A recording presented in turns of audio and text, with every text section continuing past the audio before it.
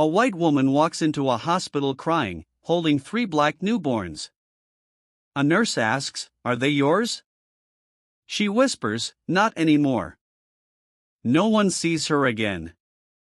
What shocking secret is about to unravel after 22 years? Stay with African Legacy Tales to find out. But 22 years later, the boys show up on national TV, successful, powerful, and looking for their mother.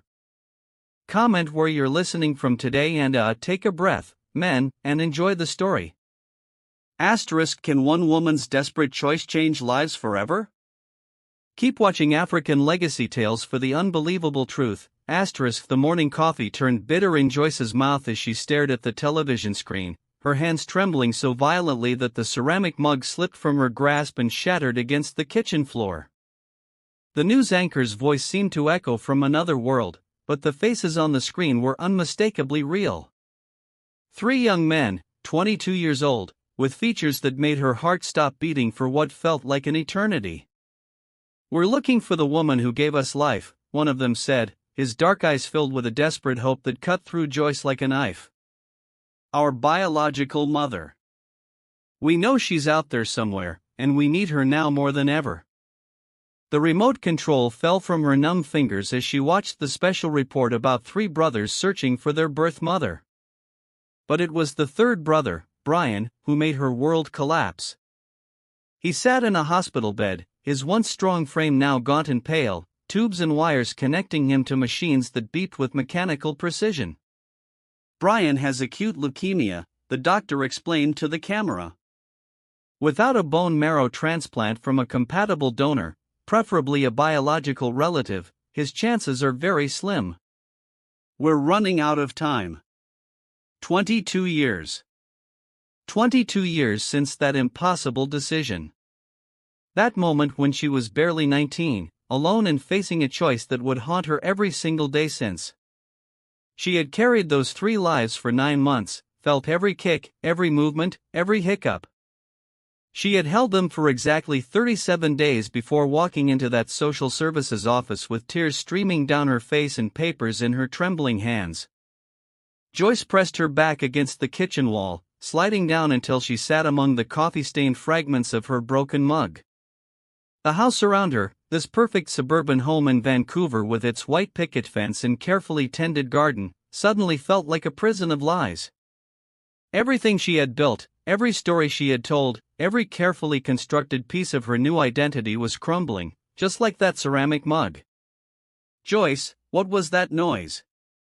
Victor's voice drifted from upstairs, followed by the sound of his footsteps on the wooden stairs. Her husband of 15 years, the man who believed she had never had children, who had accepted her explanation about being unable to conceive with a tenderness that had both comforted and tortured her.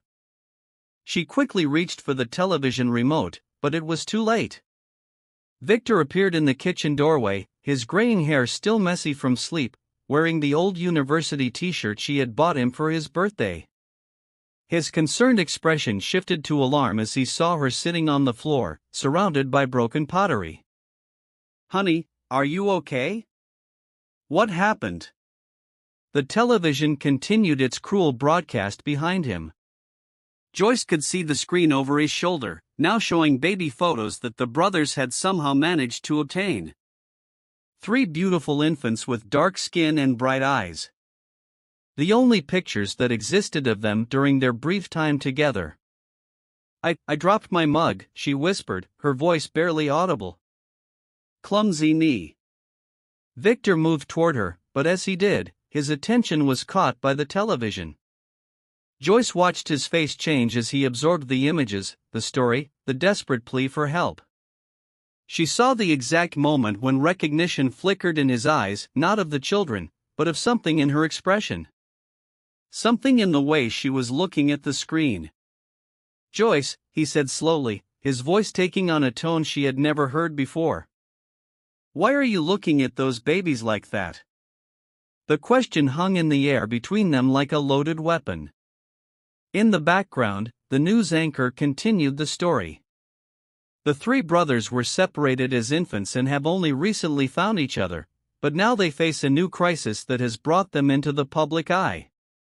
Brian, the youngest, needs a bone marrow transplant, and they're hoping their biological mother can be found in time to save his life.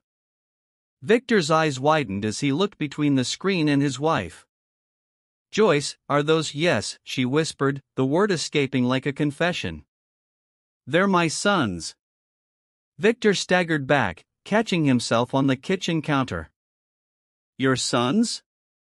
But you told me you said you couldn't have children. You said that's why I lied, Joyce interrupted, her voice breaking. I lied about everything.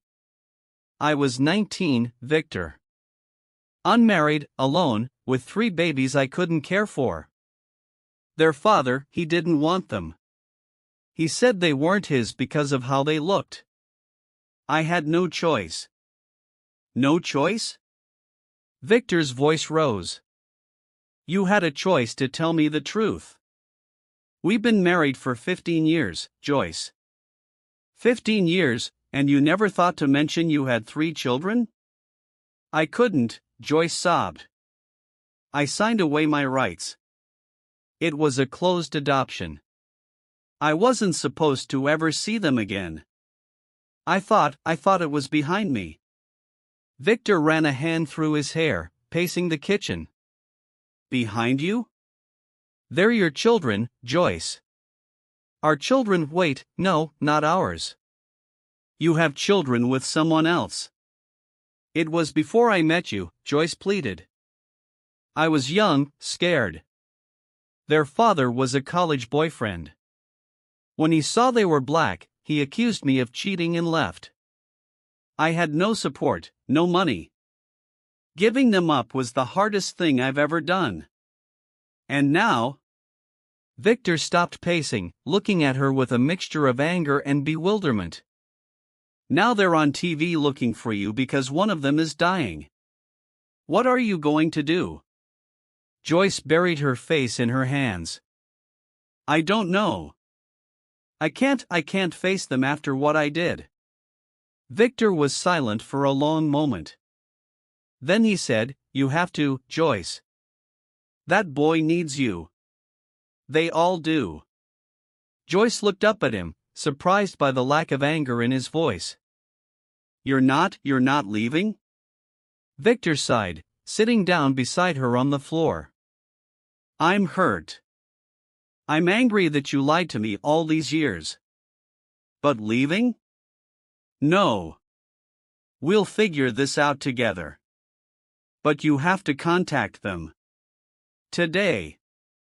Joyce nodded, wiping her tears. You're right. I have to. Little did she know that reaching out would uncover secrets from her past that would change everything, not just for her sons, but for the life she had built on lies. 22 years earlier, in a small maternity ward in Seattle, 19-year-old Joyce Rosen lay exhausted but joyful, holding her 3 newborn sons. The triplets were small but healthy, their cries filling the room. But as the nurse placed them in her arms, Joyce's joy turned to confusion and fear. The babies had dark skin, curly black hair, features that didn't match her fair complexion or that of her boyfriend, Marcus. There must be some mistake, Joyce whispered to the nurse. These can't be my babies. The nurse checked the bracelets. No mistake, honey. These are yours. Marcus arrived an hour later, his face lighting up at the news of the successful birth. But when he saw the babies, his expression darkened. What is this? He demanded. You cheated on me? Joyce shook her head desperately. No, Marcus, I swear. I don't know how this happened. You expect me to believe that? Marcus snarled.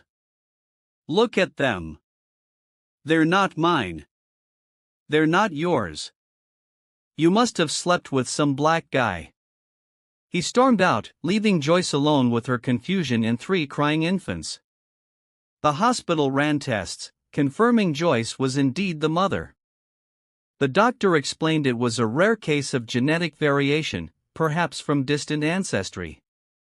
But Marcus didn't believe it. He left Joyce, spreading rumors that she had been unfaithful.